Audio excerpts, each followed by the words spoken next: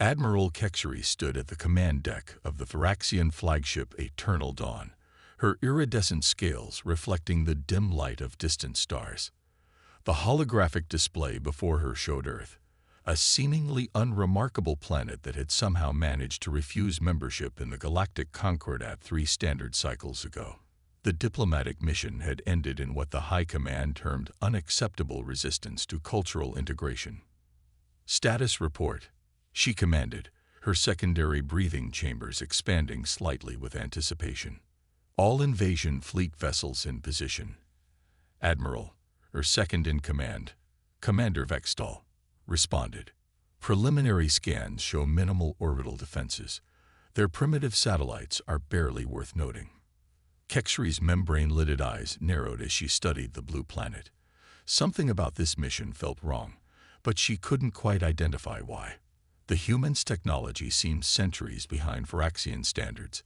Their ships still used chemical propulsion, their communications relied on electromagnetic waves, and their weapons were based on crude projectiles and chemical explosives. Yet they had refused to join the Concordat.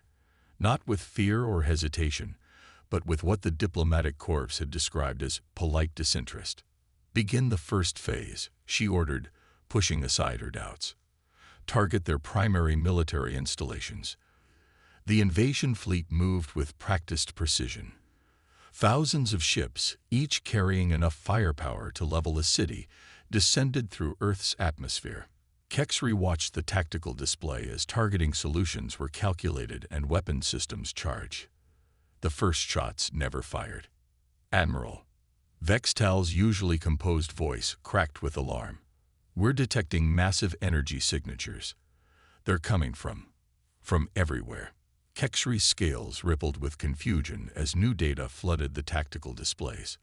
What had appeared to be primitive satellite networks were transforming, unfolding like terrible mechanical flowers. The supposedly defenseless planet was revealing its teeth. "Impossible," she whispered.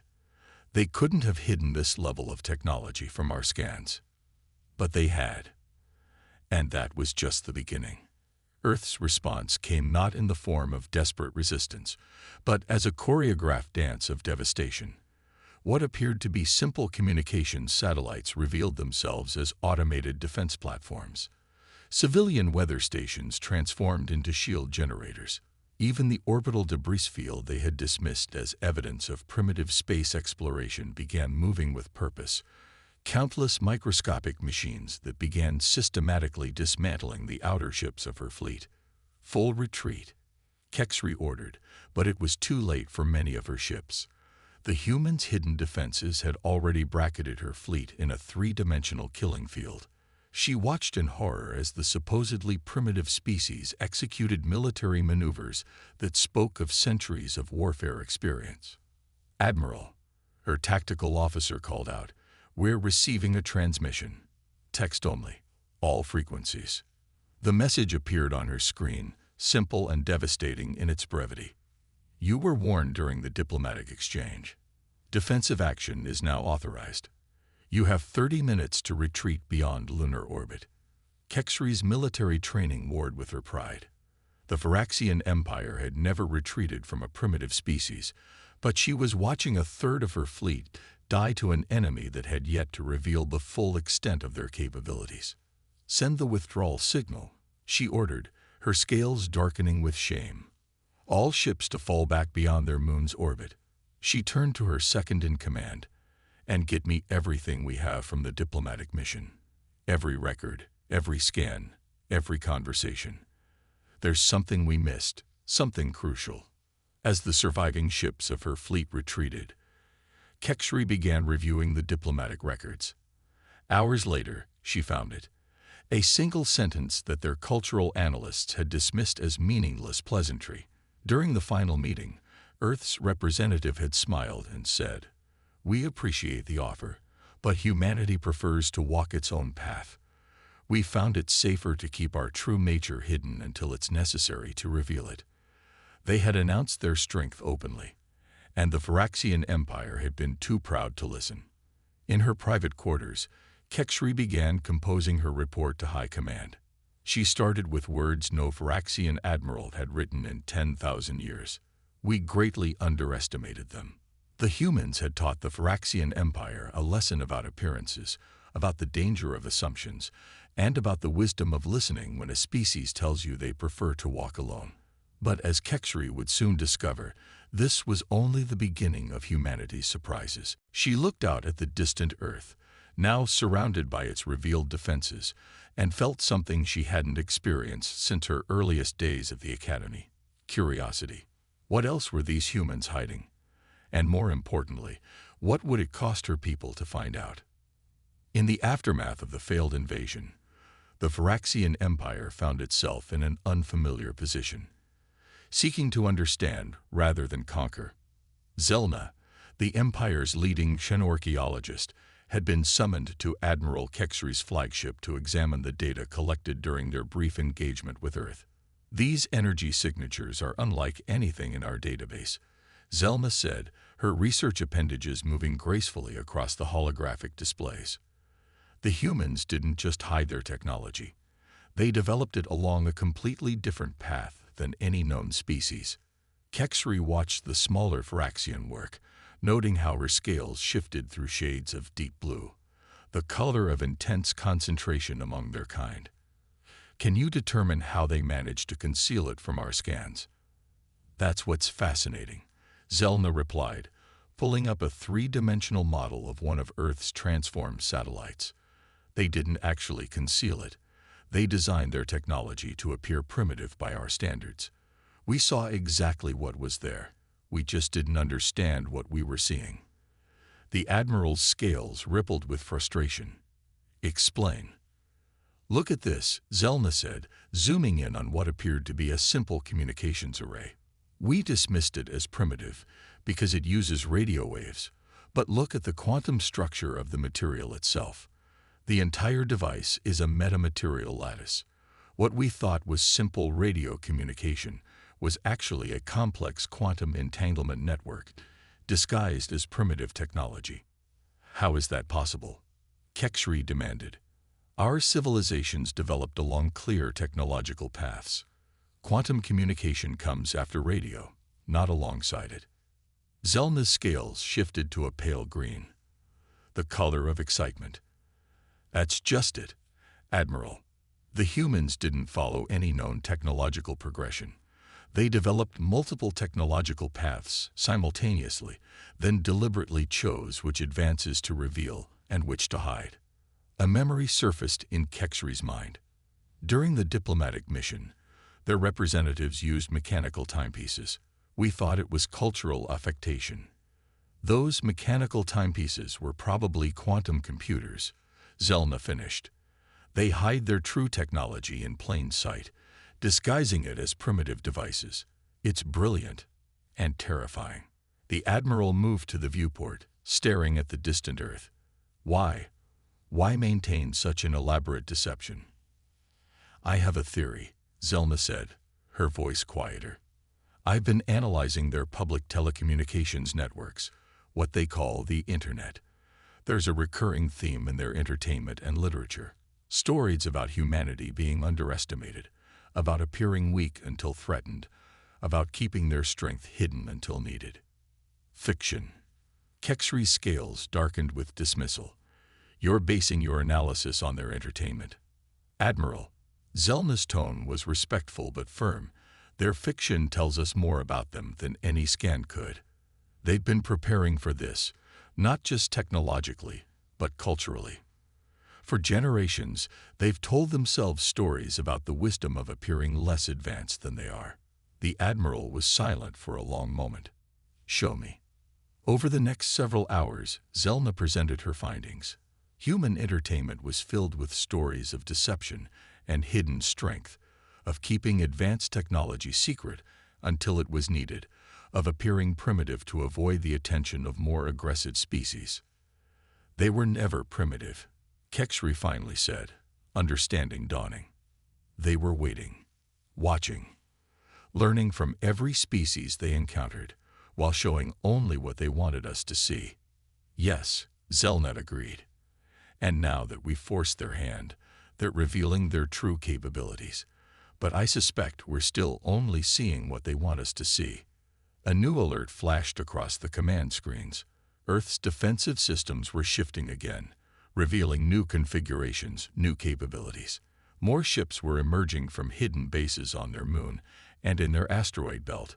Ships that combined technologies in ways the Phyraxian Empire had never considered possible. "Zelna," the Admiral said, watching the displays with growing concern.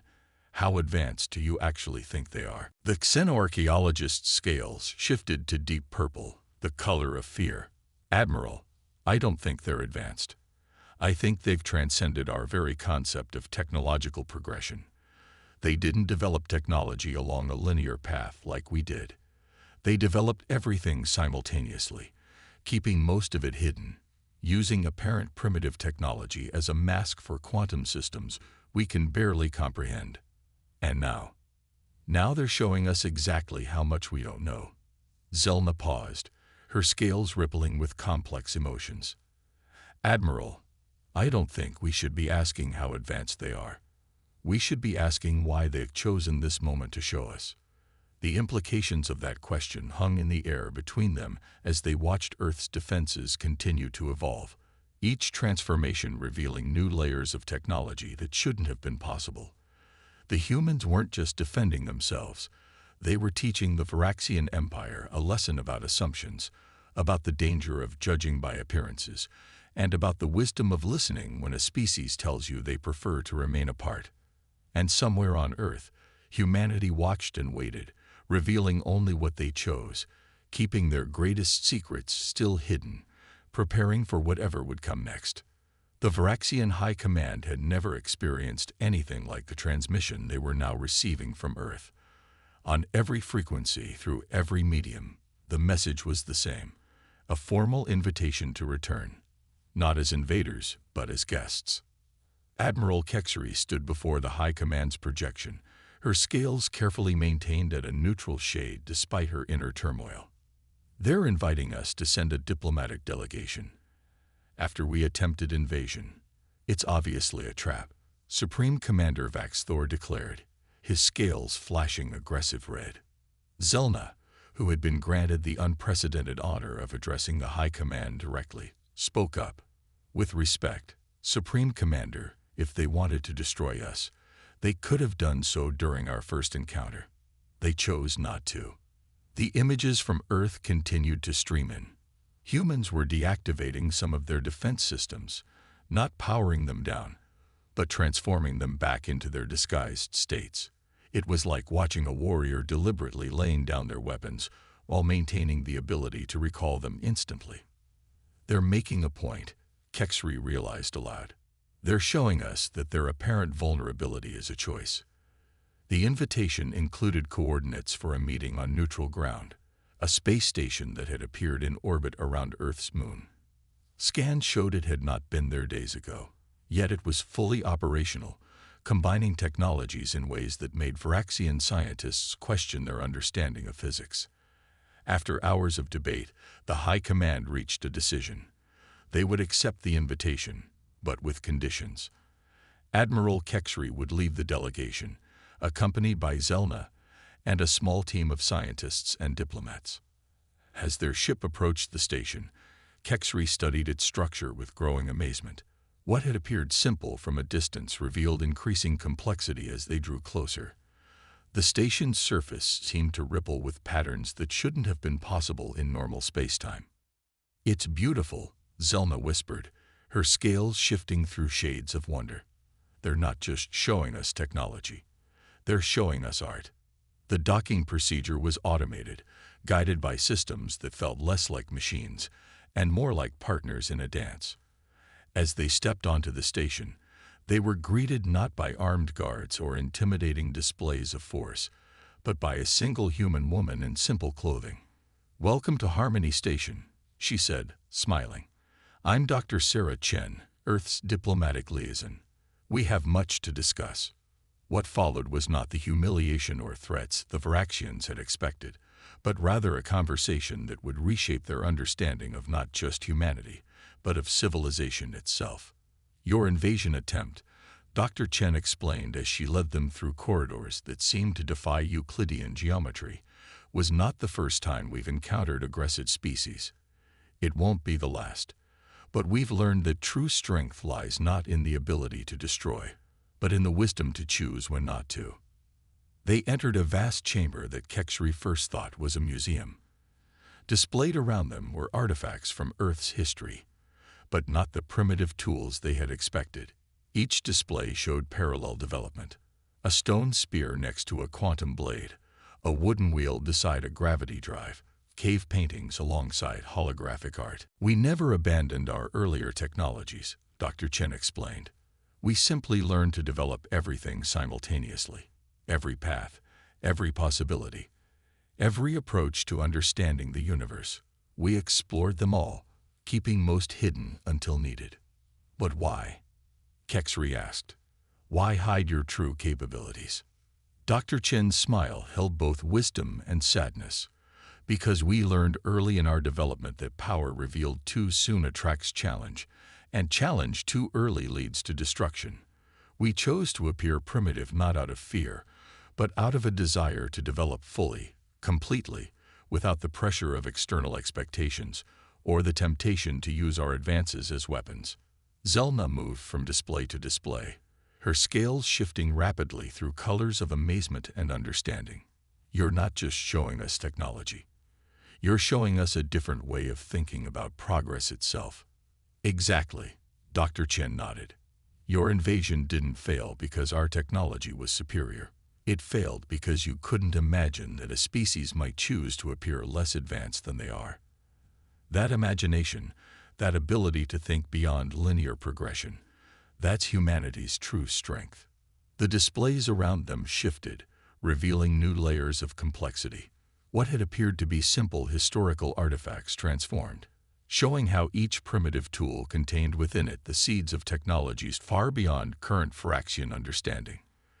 We're not sharing this to threaten or intimidate, Dr. Chen continued. We're sharing it because your invasion, ironically, proved something to us. The Phyraxian Empire has the capacity to learn, to adapt, to understand. You retreated when you realized you were wrong. That's rare and valuable. Kexri felt her scales shift to the deep blue of revelation. You're offering us a chance to learn. We're offering you a chance to grow, Dr. Chen corrected gently. Not by conquering or assimilating, but by understanding that true advancement comes not from following a single path, but from exploring all paths simultaneously. Around them, the station hummed with possibilities, each moment revealing new layers of what humanity had achieved, while the galaxy thought them primitive. And in that moment, Kexri understood that her failed invasion had inadvertently led to something far more valuable than conquest, the beginning of true understanding. In the days that followed the initial meeting on Harmony Station, the Phyraxian delegation found themselves experiencing something entirely new. The sensation of being students rather than conquerors. Each revelation from their human hosts seemed to peel back another layer of understanding, not just about technology, but about the nature of civilization itself. You have to understand, Dr. Chen explained as she led them through a new section of the station. We didn't just hide our advances. We developed a completely different philosophy about what advancement means. The chamber they entered appeared to be a simple garden, filled with earth plants.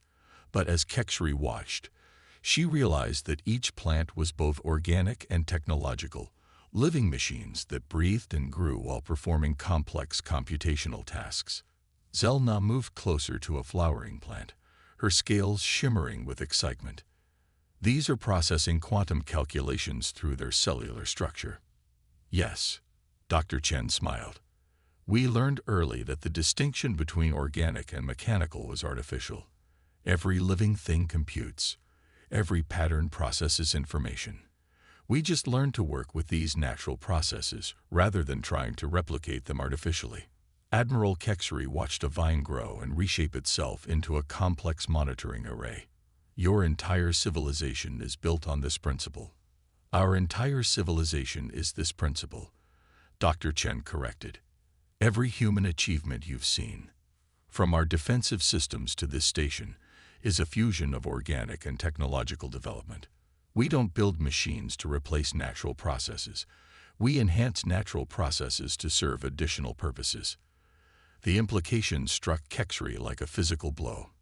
The Varaxian Empire had spent millennia perfecting artificial systems, trying to improve upon nature. Humanity had instead chosen to work with nature, creating something entirely new. "But your cities," one of the Varaxian scientists spoke up, "they appear so primitive."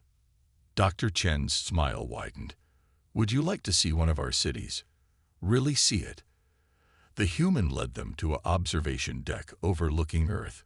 With a gesture, she activated what appeared to be a simple viewing screen. But as the image resolved, the Varaxians realized they were seeing Earth's cities as they truly were. What had appeared to be simple concrete and steel structures were revealed as living organisms, entire ecosystems of hybrid technology. Buildings breathed and processed pollutants, roads absorbed and redirected energy. And everything was connected in a vast neural network that made the entire planet one enormous living computer. "Your invasion fleet," Dr. Chen said gently, "wasn't just defeated by our defensive systems. You were defeated by our cities, our roads, our entire planetary infrastructure. Everything on Earth is part of our defense system, because everything on Earth is alive and aware in its own way." Zelma's scales had shifted to a color Kexri had never seen before, a shade that seemed to represent an emotion their species had no name for. "You've achieved what our legends only spoke of. You've made technology and nature into a single thing." "Not exactly," Dr. Chen corrected. "We realized they were always the same thing. We just stopped pretending otherwise." The display shifted, showing them layers of Earth's infrastructure they hadn't been able to detect before. What they had dismissed as primitive electrical grids were actually vast neural networks.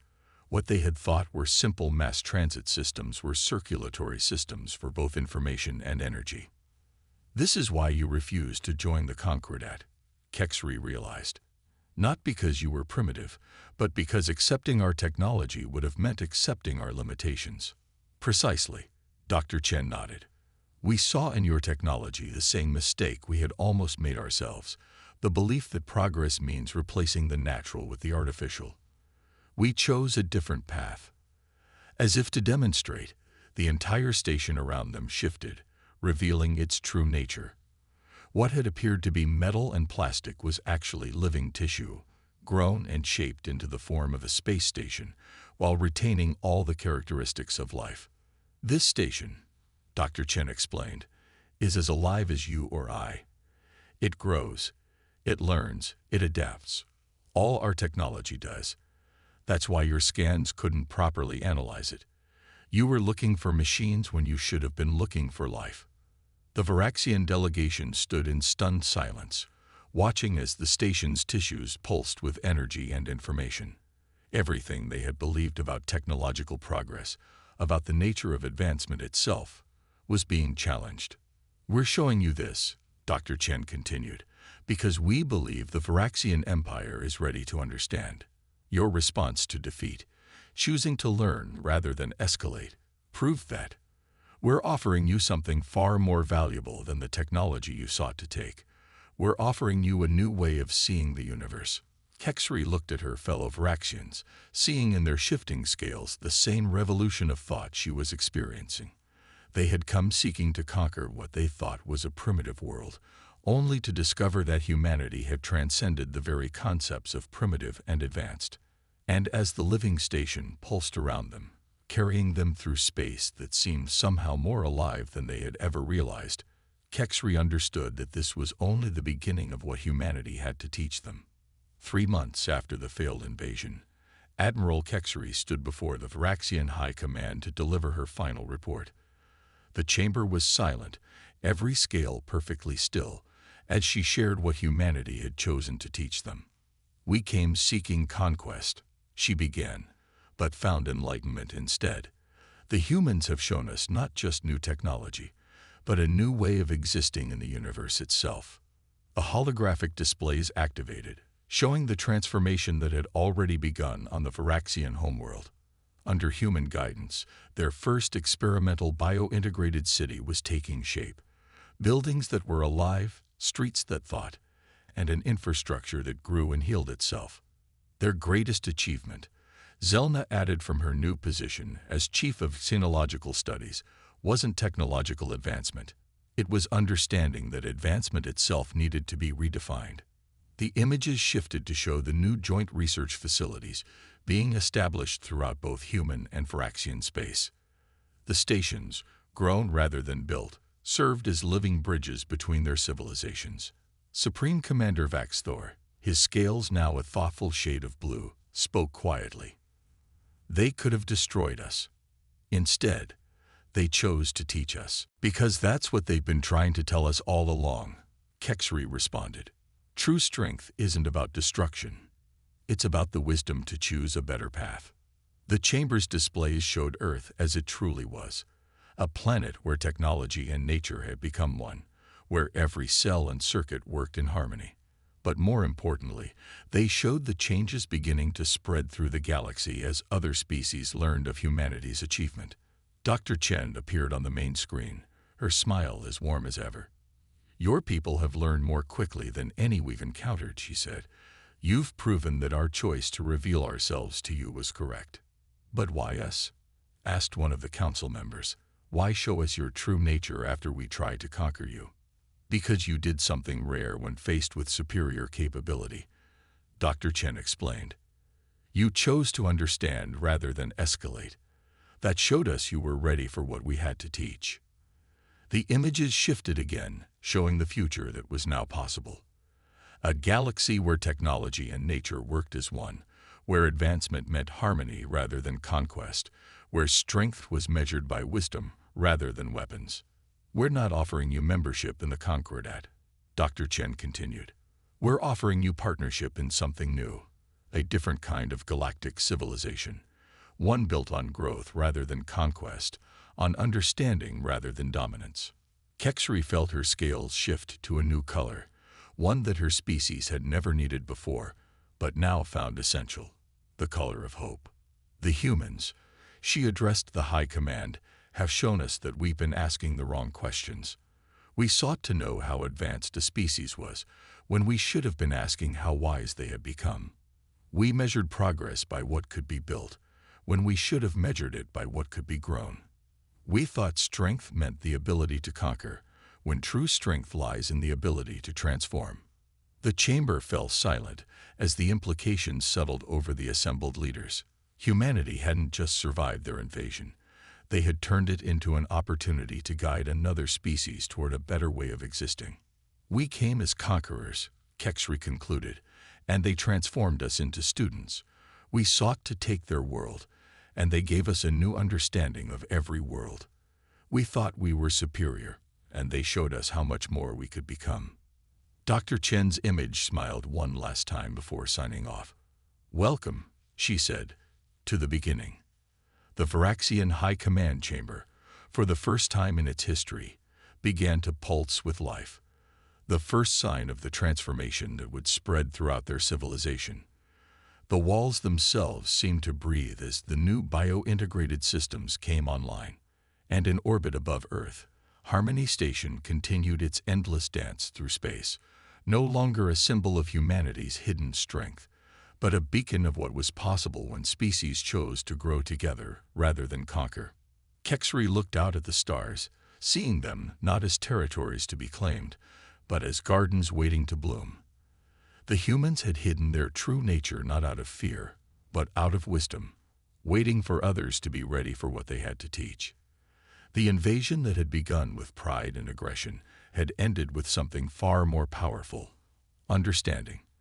And as the living technology spread throughout Varaxian space, their civilization began its transformation into something new, something that proved humanity had been right to wait, to watch, and to choose the perfect moment to reveal that the greatest strength lies not in conquering the universe, but in learning to grow with it.